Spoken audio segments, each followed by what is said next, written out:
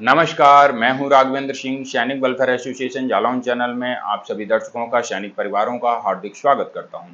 दोस्तों, आज के वीडियो में आप सभी रक्षा पेंशनर्स के बीच में जानकारी लेकर के आया हूं पेंशन पेमेंट ऑर्डर के विषय में। पेंशन पेमेंट ऑर्डर प्रत्येक रक्षा पेंशनर्स को रिटायरमेंट के समय दिया जाता है। ये बहुत ही अहम दस्तावेज है। पेंशन पेमेंट ऑर्डर में आपकी पर्सनल डिटेल से लेकर के family detail plus banking detail से लेकर के आपकी पेंशन डिटेल, सारी जानकारी इसमें मेंशन रहती है।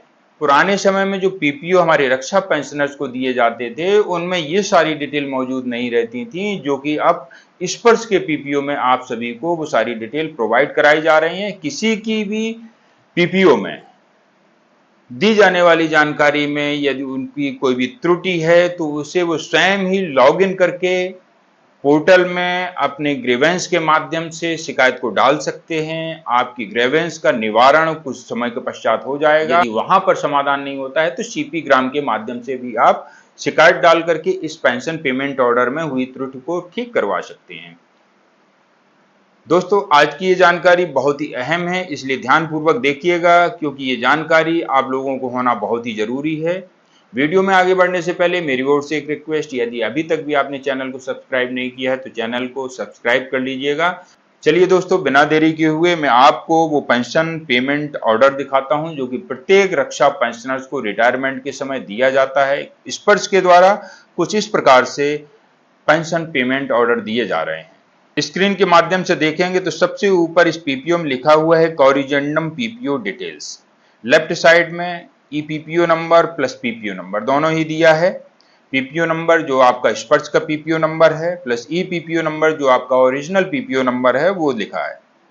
इसके बाद में राइट साइड में आप देखेंगे तो कॉरिजेंडम नंबर से लिखे हुए हैं। स्पर्श में समय समय पर जब भी आप अपने पेंशन में कोई सुधार करवाते हैं या आपके पर्सनल डिटेल में कोई सुधार करवाते हैं, तब तब आपको कॉरिजेंडम नंबर बदलते रहते हैं। अलग अलग समय पर अलग अलग पीपीओ इश्यू किए जाते हैं। कितने बार आपकी पेंशन पेमेंट ऑर्डर में संशोधन हुआ है वो क्रमांक इस कॉरिजेंडम नंबर में शो करेगा।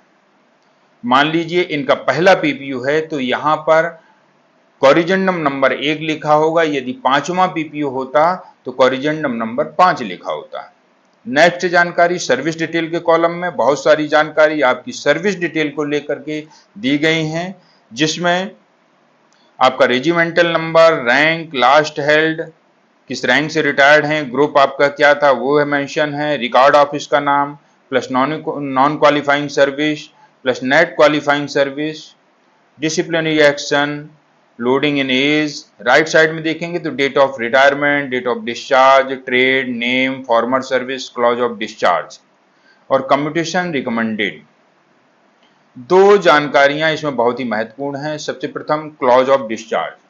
क्लॉज ऑफ डिस्चार्ज, वर्तमान में जो सैनिक भाई रिटायर्ड होकर आ रहे हैं यदि एट ऑन रिक्वेस्ट लिखा है तो ऐसी कंडीशन में उनको 1 रैंक 1 पेंशन का बेनिफिट नहीं मिल पाएगा, और यदि ऑन कंप्लीशन ऑफ टेन्योर लिखा है तो निश्चित तौर पर मान लीजिए आपको समय समय पर सारे बेनिफिट मिलते रहेंगे।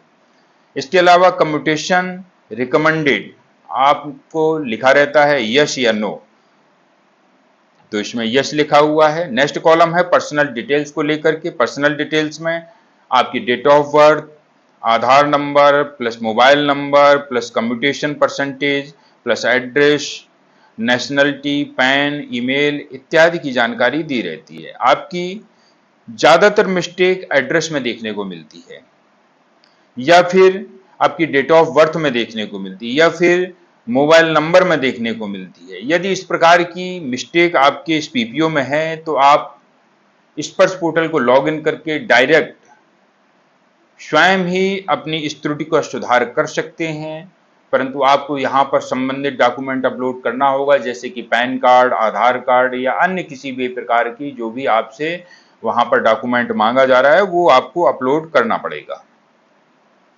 कुछ दिनों के पश्चात आपके इन त्रुटियों में सुधार हो जाएगा और आप दोबारा से अपने पीपीओ को डाउनलोड करेंगे तो देखेंगे कि आपकी उस त्रुटि को सुधार दिया गया है। इसके बाद में पे डिटेल्स का कॉलम को देखिएगा।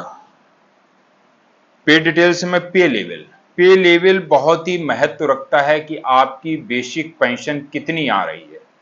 देखिए, एक उदाहरण के तौर पर समझाता हूं। जो सिपाही रैंक से 17 साल सर्विस करके रिटायर होते हैं या 24 साल करके हवलदार रैंक से रिटायर होते हैं, वर्तमान में जो सिपाही से 17 साल सर्विस करके रिटायर हो रहे हैं उन सभी को एमएसीपी हवलदार मिल रहा है और एमएसीपी हवलदार का पे लेवल 5 होता है, जबकि सिपाही रैंक का पे लेवल 3 होता है।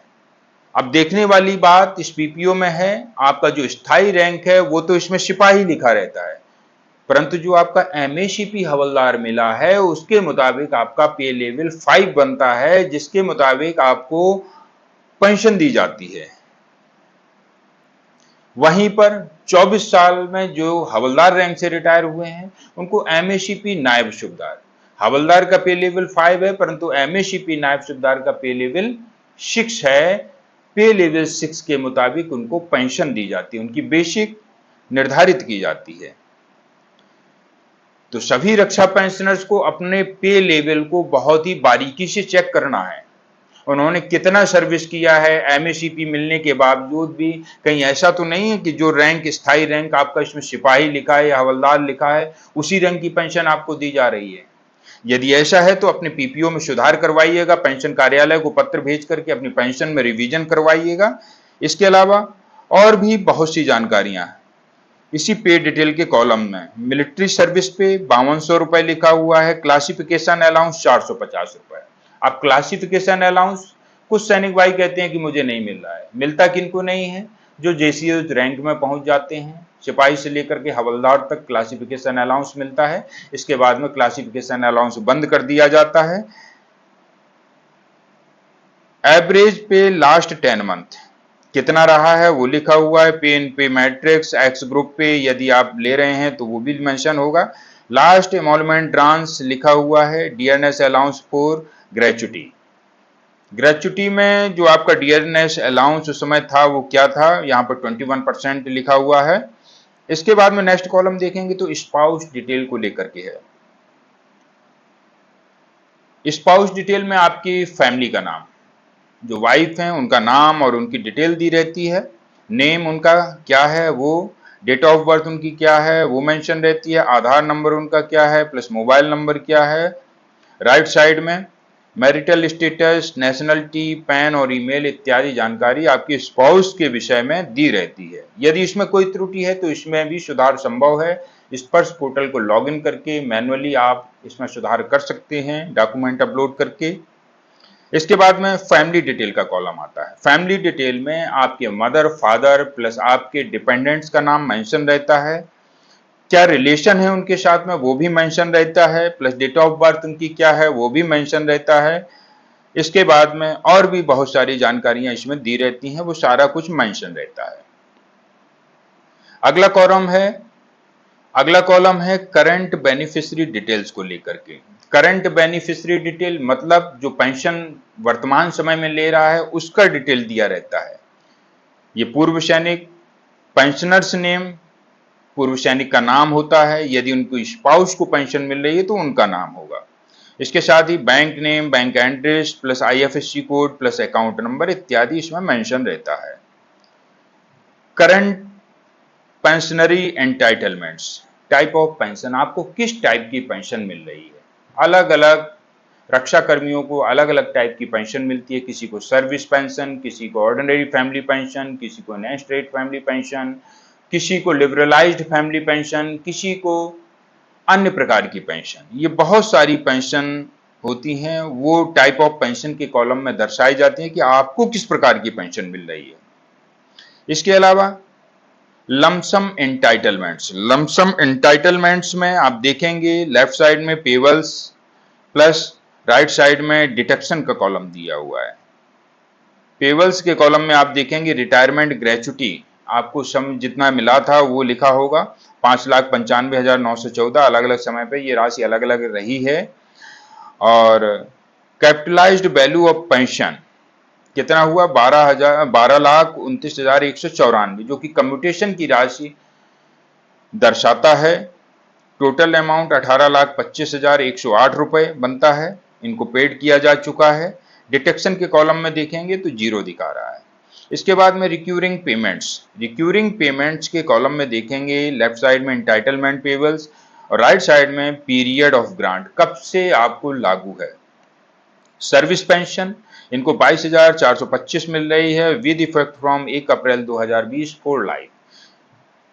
1 अप्रैल 2020 से 22,425 इनको बेसिक पेंशन लागू की जा रही है आगे तक के लिए। इसके बाद में capitalised value of pension details, इनको कम्यूटेशन का जो परसेंटेज है वो 50% दिया गया है और कितना दिया गया है इसके जस्ट सामने कम्यूटेशन अमाउंट में लिखा हुआ है 12,29,194 रुपए। इसके बाद में कॉरिजेंडम डिटेल्स में आप देखेंगे पहला कॉलम है फील्ड, सेकंड ओल्ड वैल्यू और third new value. Old value और न्यू वैल्यू को तब लिखा जाता है या तो आपकी पेंशन में रिवीजन हुआ हो या फिर आपकी कोई डिटेल्स में सुधार किया गया हो, तब आपको ओल्ड वैल्यू और न्यू वैल्यू करके दिखाया जाता है। जिस प्रकार से इनकी सर्विस पेंशन में रिवीजन हुआ है, पहले इनकी सर्विस पेंशन 21,325 थी, बढ़ा करके 22,425 कर दिया गया है। ये कब से किया गया है? 1 अप्रैल 2020 से। इसके बाद में आप देखेंगे और भी बहुत सी जानकारी इसमें दी रहती है, कम्यूटेटेड सर्विस पेंशन को लेकर के, रेजिडुअल सर्विस पेंशन को लेकर के, कैपिटलाइज्ड वैल्यू ऑफ पेंशन को लेकर के। पहले इनका जो कम्यूटेशन मिला था वो 11,78,648 मिला था, बढ़ा करके जब जैसे इनकी पेंशन में रिवीजन हुआ तो 12,29,194 रुपए हुआ। इसी प्रकार से लास्ट पे इनका कितना था और अब बढ़ा करके कितना हो गया। पे मैट्रिक्स इनको 37,000 पहले था, लास्ट जो बेसिक थी रिटायरमेंट के समय 37,000 थी, बढ़ा करके 39,200 कर दिया गया। इसी प्रकार से बहुत सारी जानकारी इस पीपीओ में दी रहती है। अब आपने यहाँ पर एक बात नोटिस की है, इनको रिटायरमेंट के समय 11,70,048 रुपए जो कम्यूटेशन की राशि दी गई थी वो बढ़कर के 12,29,194 क्यों हो गई। देखिए, आप लोगों को बता दें कि जब जब आपकी बेसिक पेंशन में रिवीजन होगा तब तब आपकी कम्यूटेशन वैल्यू भी बढ़ेगी और उससे संबंधित जो भी अमाउंट बनता है वो भी आपके खाते में क्रेडिट किया जाएगा। मान लीजिए कुछ सैनिक भाइयों का यहाँ पर यह भी कहना है कि सर मेरे 15 साल पूरे हो गए हैं रिटायरमेंट के, उसके बाद भी मेरा कम्यूटेशन कट रहा है, तो उसका कारण क्या है? उदाहरण के तौर पर समझिएगा, मान लीजिए कोई सैनिक भाई 2010 में रिटायरमेंट होते हैं, इसके मुताबिक उनका जो कम्यूटेशन 2025 में पूरा हो जाता है। इसके बाद में भी यदि कम्यूटेशन कट रहा है आगे तक तो ये एक चिंता का विषय है। अब इसी को मैं क्लियर करना चाहता हूं, वो क्यों कट रहा है? वो इसलिए कट रहा है 2010 के बाद में आपकी 2014 में पेंशन में रिवीजन हुआ प्लस 2016 में पेंशन में रिवीजन हुआ और रिटायरमेंट के 15 सालों तक जब जब आपकी पेंशन में रिवीजन होगा, जब जब आपकी बेसिक सैलरी में रिवीजन होगा, बेसिक पेंशन में रिवीजन होगा, तब तक आपको कम्यूटेशन की एक्स्ट्रा राशि दी जाएगी। जो मूल कम्यूटेशन 2010 में रिटायरमेंट के समय मिला है वो तो 15 सालों में रिकवर होकर पूरा हो जाएगा, परंतु बीच में आपको कम्यूटेशन के नाम से जो राशि दी गई है वो इन 15 सालों के बाद में आपके धीरे धीरे आपसे रिकवरी की जाती है। इसके अलावा जो सैनिक भाई बोर्ड आउट पेंशन आए हैं, डिसेबिलिटी एंटाइटलमेंट ले रहे हैं, उनके पेंशन पेमेंट ऑर्डर में डिसेबिलिटी डिटेल्स को लेकर के एक कॉलम दिया रहता है जो कि इस प्रकार से होता है। पहला कॉलम है डिसेबिलिटी कैटेगरी दर्शाई जाती है, दूसरा डिसेबिलिटी आईडी, तीसरा एट्रीब्यूटेबल या एग्रावेटेड, नाना, फिर कब तक आपको दिया जाना है, फॉर लाइफ या कुछ समय के लिए, वो लिखा रहता है। परसेंटेज आपको कितना मिला है मेडिकल अथॉरिटी के द्वारा। इसके बाद में कंपनसेशन पेड, यस या नो, वो लिखा रहता है। इसी में आप देखेंगे परमानेंट कंपोजिट डिसेबिलिटी, यानी कि मेडिकल अथॉरिटी के द्वारा जो आपको रिकमेंड की गई है वो कितनी है डिसेबिलिटी, 30%। इसके बाद में आप देखेंगे परमानेंट कंपोजिट डिसेबिलिटी 30% जो दी गई है, ये वो डिसेबिलिटी है जो कि मेडिकल अथॉरिटी के द्वारा आपको रिकमेंड की गई है, वो 30% लिखा है। और जब आपका पीपीओ बनता है तो राउंडेड टू होकर के ये 50% आपको दिया जाता है। आपका केस नाना है या एट्रिब्यूटेबल या एग्रावेटेड है वो इसमें लिखा रहता है। कब तक आपको दिया जाना है वो भी लिखा रहता है, फॉर लाइफ या कुछ समय के लिए, परसेंटेज इत्यादि, वो सारी जानकारी इस डिसेबिलिटी डिटेल के कॉलम में दी रहती है। दोस्तों, आज के वीडियो में मैंने आपको ये तमाम जानकारी पेंशन पेमेंट ऑर्डर के विषय में साझा की। आई होप कि आपको ये सारी जानकारी समझ में आई होगी। अच्छी लगी हो तो अन्य सैनिक भाइयों तक भी शेयर कर दीजिएगा। और ये आप लोगों को बता दें कि आपका ये पेंशन पेमेंट ऑर्डर बहुत ही एक अहम दस्तावेज है। पिछले समय में ये पेंशन पेमेंट ऑर्डर पे कमीशन के समय बड़ी मुश्किल से किसी सैनिक भाई को बाई डाक प्राप्त हो जाए तो हो जाए, वरना प्राप्त ही नहीं हो पाता था।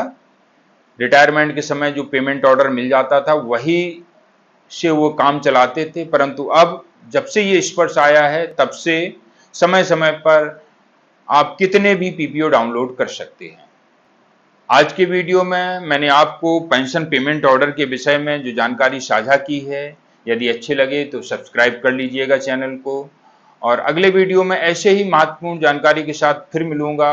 और उससे पहले आप लोगों से कहना चाहूंगा, यदि आपका कोई पेंशन संबंधी डाउट है तो कमेंट सेक्शन के माध्यम से मुझे बता सकते हैं, क्योंकि इस चैनल के माध्यम से पेंशन संबंधी समस्याओं के समाधान भी करवाए जाते हैं।